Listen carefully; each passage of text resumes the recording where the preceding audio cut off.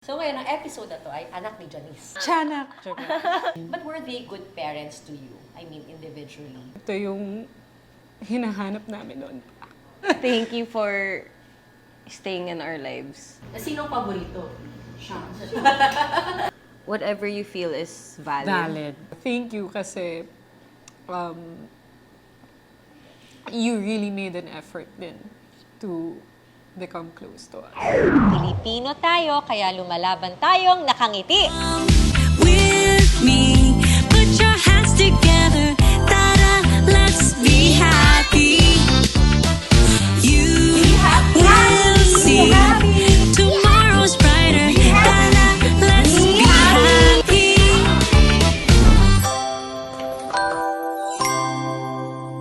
Hi! Kilala nyo ba ang mga anak ni Janice?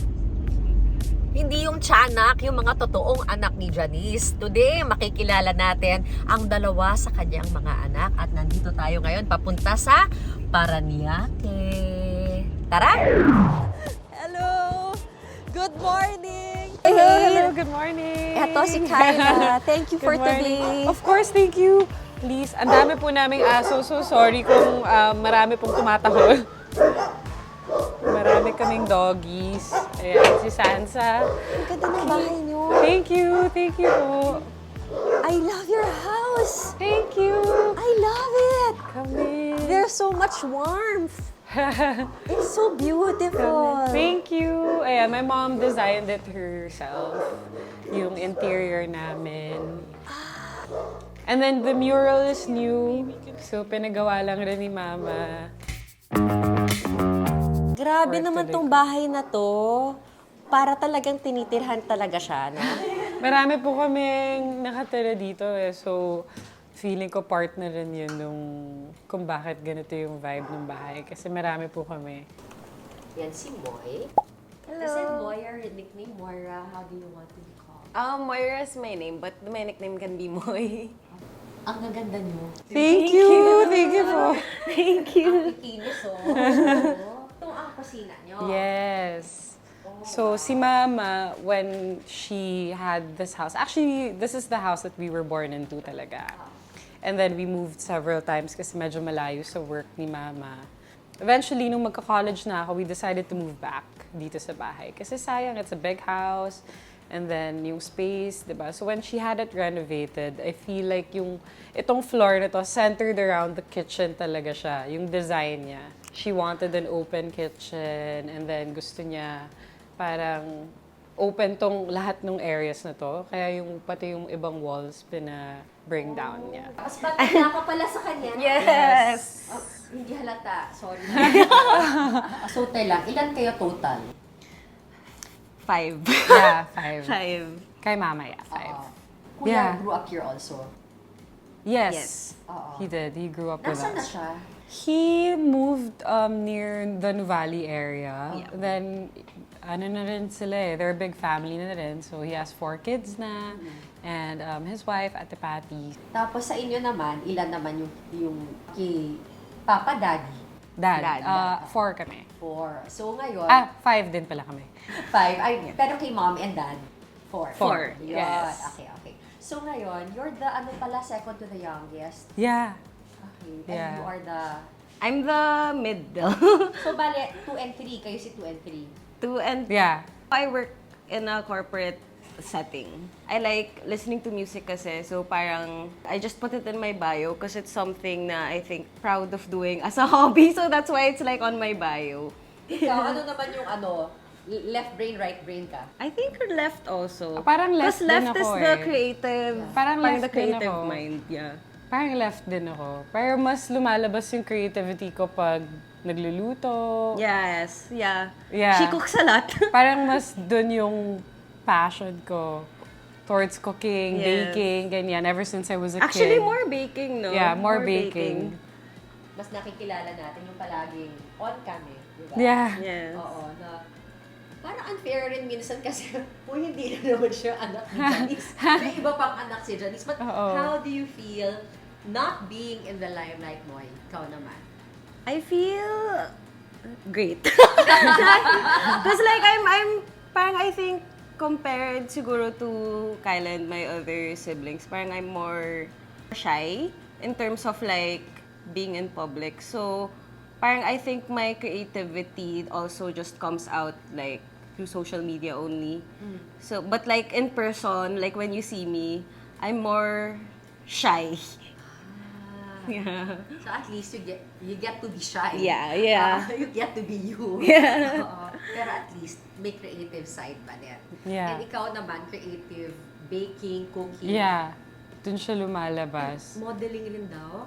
Yeah, so I started actually modeling when I was in school, paano nag-aaral pa ako in college. And then, yun yung usapan namin with my parents.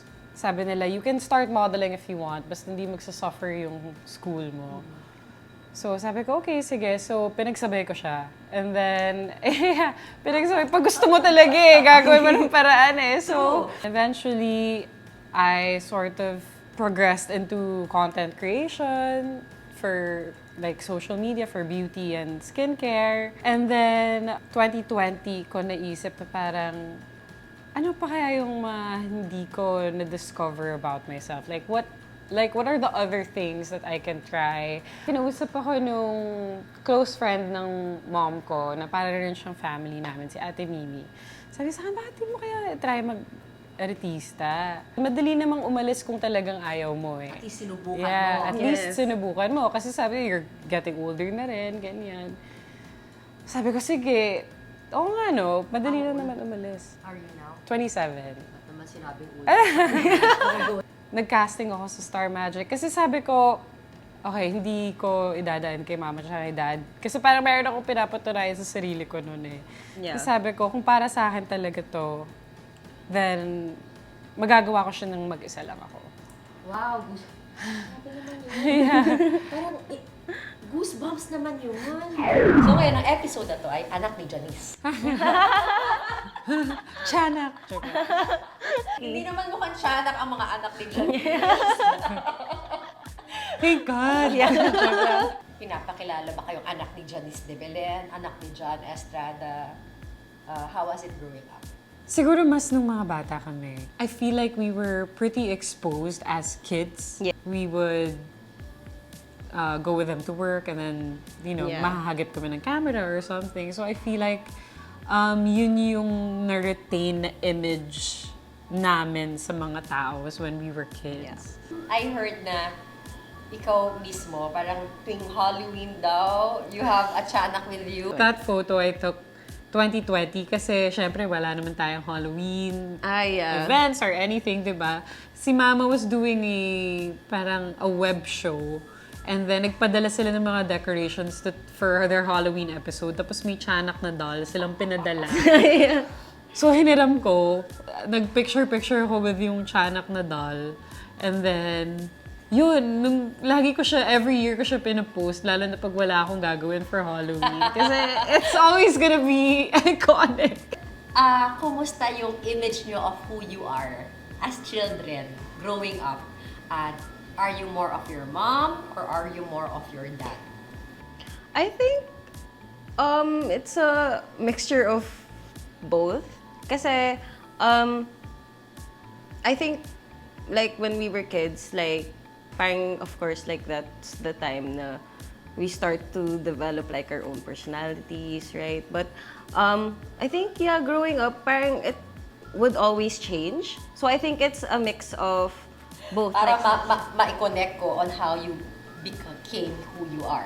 So si dad mo, how would you describe your dad first? Si Dad kasi is like naturally a comedian, I think. He's very makulit. So, masarap siya kakwentuhan kasi he's makulit and he's so lively and very animated siya magkwento. Si Mama naman, I feel like is more masaya rin kakwentuhan si Mama, but she's a bit on the calmer side, mas deep conversations. Yeah, and I think like also she's like more of the voice of reason. Yeah. Like at the house. Parang she thinks more logically and practically also. So parang like there's a good balance like of both sides. Parang ganun. So merong switch button na fun kayo, minsan kailangan organized na nakakapag-shift kayo from... Yeah. Tama Yeah. ba? As in, Yeah. Yes. I think they both have that Yeah. naman. Na parang we can talk to them about things that are serious and then we can also just have fun and be light with them, di ba? Eto, may tanong ako, just for context. How old were you when hindi na sila magkasama? From what I remember, I think I was 8. Mga 8. Yeah, kasi ako 5 eh. Yeah. So tama. Pala. Yeah. Technically, siya talaga yung nag-raise sa inyo in a household? Kasi kung Yeah. Yes. nakita niyo siya as a single mom. Yes. Yeah. So was it hard for her? Or did you not see if it was hard for her? Paano niya nagawang mag-alaga ng 4 na anak? Yeah. I mean, hindi ko alam kung paano yun 4. Tapos yung panganay, how old ba yung panganay niyo at that time? Si Ate Ina. Our ate was 9. Yeah, If you were 9. 8, Because she's like probably- we only have 1 year gap, so she was I think around 9. Ang liliit. Yeah. Okay, sinong tumulong sa pag-raise ng family? We were lucky that we were really close to like sila Tita Jelly, our grandparents. Yeah, I feel like it really takes a village, Yeah. diba? To raise children. And I feel like that's very evident, especially in our family dynamics. So how did the village take care of you? Like, ano yung dynamics growing up? I feel like it's because we were so close that we just saw each other very often. Yeah. We would spend a lot of time with each other Yeah. often, and then sometimes if Mama had work, and we would stay with our Lola, or we Yeah. would stay with like our Tita Jelly and spend time with our cousins, yung Yeah. ganyan. Kami kasi naghiwalay parents ko when I was in my teens. I think it's harder siguro, no? When you're in your teens tapos maghiwalay. Kasi meron kang konseptong dapat sama-sama, but in your... Tama ba? In your case, you were very young. So alam mo nang ito yung arrangement namin. Yeah. Does that make sense sa inyo? Ako kasi feeling ko, possibly it helped din kasi it just, parang we just got used to the setup na parang, we see our dad some days, but then we live with our mom, yung ganyan. Parang naging routine siya. But I feel like in terms of processing things emotionally, parang pareho lang din. Kasi though it happened when we were really young, Parang we already had like a bit of an understanding of but processing it took longer. Took long. So parang we only really fully comprehended what happened When we were we older. got older. Yeah. Paano kayo nag-cope? Like, kasi parang maayos naman kayo mga bata. No? Buti naman. Hindi kami Tiyanak in real life. Pero sige, so, para maging maayos yung buhay mo, para ka lumaking ganito, ano yung sinabi mo sa sarili mo? May mga kinausap ka bang tao?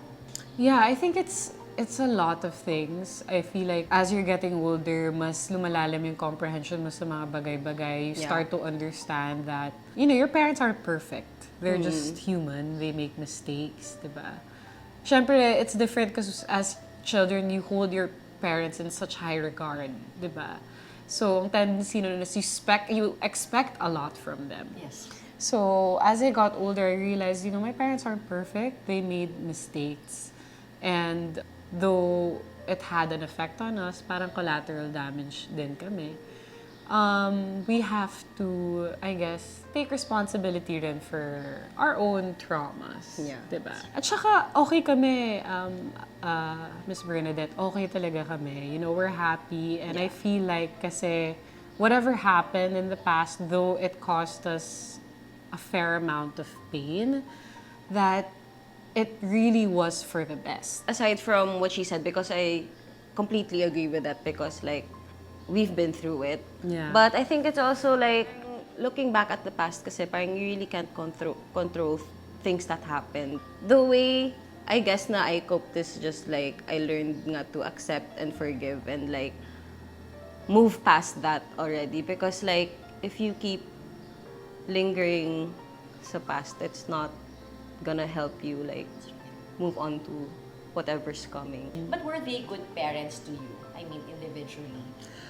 Ako, I would say si Mama, absolutely, from the beginning pa lang. Si Dad ngayon, I would say. Yeah. I would say we have such a great relationship with our dad now. Yeah. Yeah. Anong nangyari? Bakit you're closer now? I think it's also because we're older. Yeah. So, And I he's think- older. Yeah, and he's older. He's matured so, like, as well, I feel. So like, I guess parang we also learned how to communicate better with each other, like, as we get older. Siguro kasi like, maybe it was a little bit difficult when we were younger because like, he didn't know us as much. Yeah. But now that we are able to like spend more time with him, parang it's better now. Ito, madami may hinanakit. Hindi nila gustong bumawi ng isang magulang, hindi pinapapasok dahil may hinanakit. Bakit bukas kayo? It's There was a time we process. were like that din. Na Yeah. parang, it was difficult for us to allow him back or like let him in kasi personally sa akin, I can't speak for Moy and the rest of my siblings, no, but personally for me, I feel like at some point naging ma-pride din ako eh. Kaya ko naman yung sarili ko nung wala ka, yung ganyan. So, bakit ngayon? Yung ganon. Pero after that, parang sabi ko, I mean, where will this pride get me? Yes. Like, wala namang patutunguhan yung pride ko. I mean, this is my chance to rebuild my relationship with my dad na alam kong I was longing for. So, I feel like yun yung naging maganda when we matured din and we got older was we realized that they were so young. They probably did not even know what they were doing. Yeah. So, we need to give them the grace also. Yeah. To learn from that and to make bawe and Yeah. to And they were, I believe that they were really just like trying to do their best also. yeah. Nag-goosebumps ako. Pero totoo yun yung pinagdadaanan galit ng bata. Blaming. Yeah. Yeah. Some would even blame their parents, yung separation, for the lives that they lead. Yeah. Kaya ako nagrebelde kasi ganyan kayo eh. Never kayo nagrebel? Parang hindi naman. I wouldn't say. So how did the situation make you or make a better person out of you? Ikaw muna. I think it's I think what contributed most to that was like how we were raised.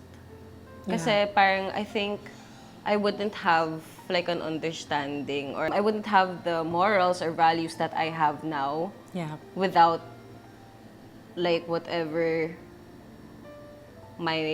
for example, like my mom or my dad taught me. So I think that's what contributed the most because now that I know the things that they taught me, parang it's like a part of, it now becomes a part of like the person that I am. Ano ba yung pagkatao mo ngayon? Ano ba? Jared? Sige, describe mo na lang para hindi ko. Si Moy is she's introverted, I would say. Pero may ano rin siya, may switch eh. Kaya niya rin maging makulit for as long as she's surrounded by people na pinagkakatiwalaan niya, she's close to. Hindi niya kayang makipagplastikan sa kung sinong tao. Parang kung ano yung pinapakita niya sa'yo, yun. Very creative yung mind niya. I feel like, most of us are actually left brains. Yeah, I Siguro feel dahil like kay mama also. din. Yeah. Thanks. Kapatid mo, describe mo yan. You know what? It's so funny because like, I remember you said kanina parang it feels like she's the older one. It's because I feel like sometimes we think she's the older one talaga because she's like more, parang she has more wisdom.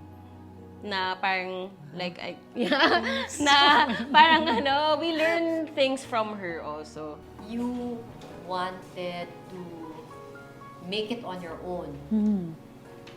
That says a lot about you. Bakit mo pinahirapan ang sarili mo? Nandyan na nga mga gulang mo. Oo, di ba? Hindi, kasi I wanted, yun nga eh, parang meron talaga ako pinapatunayan sa sarili ko ng mga panahon na yun. Sabi ko, if I can't do this by myself, if hindi ko siya ma-achieve without my parents' help, then maybe it's not for me talaga.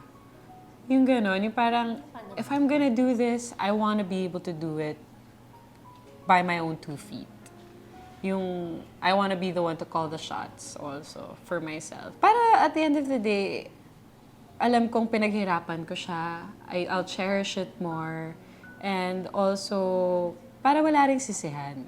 Ano ang plano mo sa buhay mo, Moy? Well, May now, pressure ba? Wala naman. no, like, I guess like with, parang like her, she achieved it. Like, she made a name for herself. Ako naman, like, parang I wanna step out also of like, my parents' names. Kasi parang I don't want that to be like what people think of me only. Right. So that's why like, I took a lot of different jobs na parang that isn't like veered towards like showbiz Showbiz. or anything. So parang that's parang how I want people to think. Parang I don't want people to think of me as just like my parents' kid. So it can be limiting rin, ano? It can create a lot of potential and opportunities Yeah. for you. Hindi eh, kasi ikaw nga sarili ka nga eh, no? But it can be limiting rin pala kapag sikat yung mga parents, no? Yeah. Na parang forever na lang anak ni Janice at anak ni John. Yeah. Yeah, I guess so. But I feel like din naman it's up to us also Yes. to create an identity for ourselves. Parang, yeah, kasi it's always gonna be there. Yeah. Diba? It's always gonna be there. And it's nothing to be ashamed of. I mean, we're very grateful for it. Yeah. Diba? Kasi we're also so proud of the things that our parents have achieved throughout their career. Yeah. Pero yun nga, of course, hindi rin mawawala sa amin na we want to be able to create our own name and to Yeah. be out of their shadow. Pero yun, nasa sa amin rin yun talaga eh. Mga kabataan, what you will say is very important because Yeah. it's always about blaming other people or I don't know, may sarili kang buhay, di ba? Yeah. Ano gusto mong yung sabihin magkapatid? If you find yourself in a position that we're in and that we were in before, I hope you know that you're gonna be okay. And it really is up to you on how you're going to live your life and how you're going to heal, because it's also up to you. And I hope that this situation doesn't dim your shine or make you lose hope with having the life that you want. Kasi it's not true. Talagang you're responsible for your own life, you're responsible for your own dreams and your own goals, and lahat yan ma-achieve mo kahit ano pa yung situation mo. Also, parang to people who are going through or who have gone through the same thing, parang whatever you feel is valid. Valid. If you think that things aren't going your way because it's your fault, I want to tell them that it's not. Parang, I also want to tell them that it will be a long process. Yeah. It might be a long process for you to heal, but take your time in healing. Yeah. Take the time to process your feelings, recover well, heal well, and then once you're healed, that's when your life like truly begins. Thank you. Thank you. Thank you. Thank you. Oh, salamat. Thank you.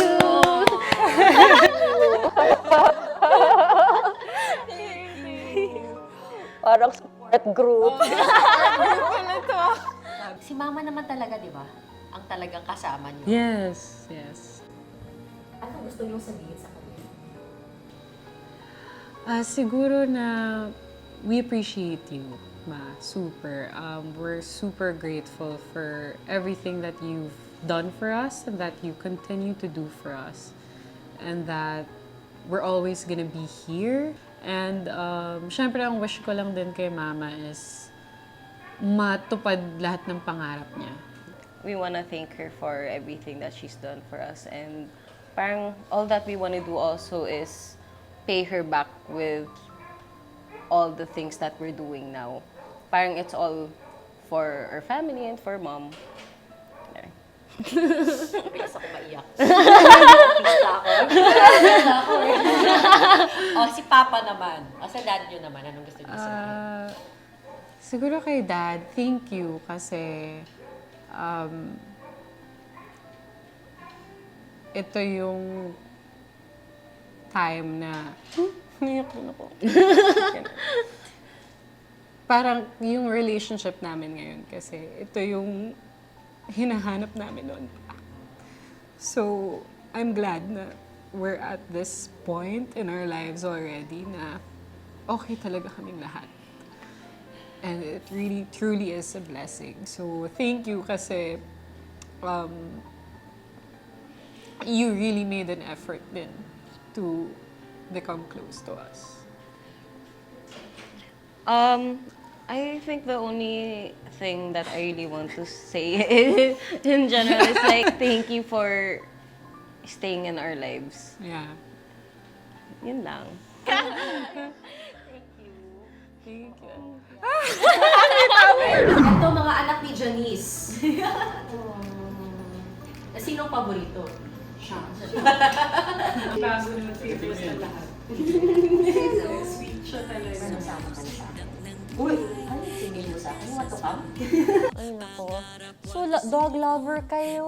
Yeah, super. Oh, ay, nako. Oo. Tapos ito, clean year lang pala nila yung bahay, pero kadalasan mas marami pa silang aso dito sa bahay. Ay, ang galing. Pero in fairness, hindi amoy aso yung bahay kasi ayun si Ate Inday. Oo. Malaki dila mo, anak. Wow. So cute. Oh, yeah? Wow! At yan ang mga anak ni Janice. Pilipino tayo kaya lumalaban tayong nakangiti. Be happy! As in! Come on.